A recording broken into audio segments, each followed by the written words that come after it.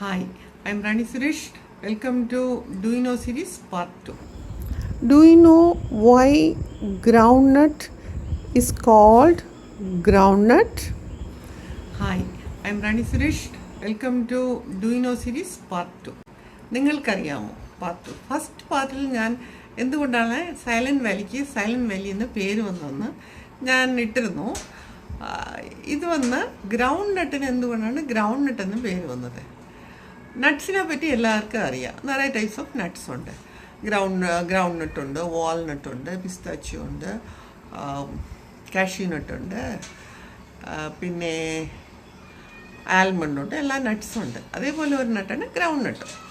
പക്ഷെ നട്ട്സ് എങ്ങനെ ഫോം ആകുന്നതെന്ന് വെച്ചാൽ ഇതൊരു ഫ്രൂട്ടാണ്. ഈ നട്ട്സ് എല്ലാമേ ഒരു ടൈപ്പ് ഓഫ് ഫ്രൂട്ട്. ഫ്രൂട്ട് എന്ന് പറഞ്ഞാൽ ഫ്ലവർ ഫോമായി അത് പോളിനേഷൻ കഴിഞ്ഞ് ഫെർട്ടിലൈസേഷനും കഴിഞ്ഞ് ഓവറി ഒന്ന് ഫ്രൂട്ടാകും. ഫ്രൂട്ട്സ് വന്ന് 2 ടൈപ്സ് ഉണ്ട്.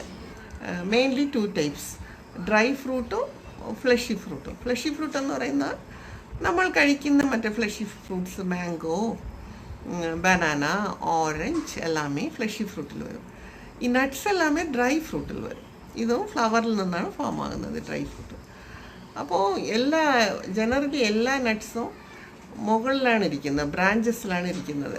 പ്ലാന്റ്സിൻ്റെയും ട്രീസിൻ്റെയും ബ്രാഞ്ചസിൽ ഫ്ലവറിൽ നിന്ന് ഫോമായിട്ട് ഇരിക്കും. വെളിയിൽ ഗ്രൗണ്ടിൻ്റെ വെളിയിലിരിക്കും. ഗ്രൗണ്ട് നട്ട് എന്ന് പറയുന്നത് ഗ്രൗണ്ടിനടിയിൽ, മണ്ണിനടിയിലിരിക്കും.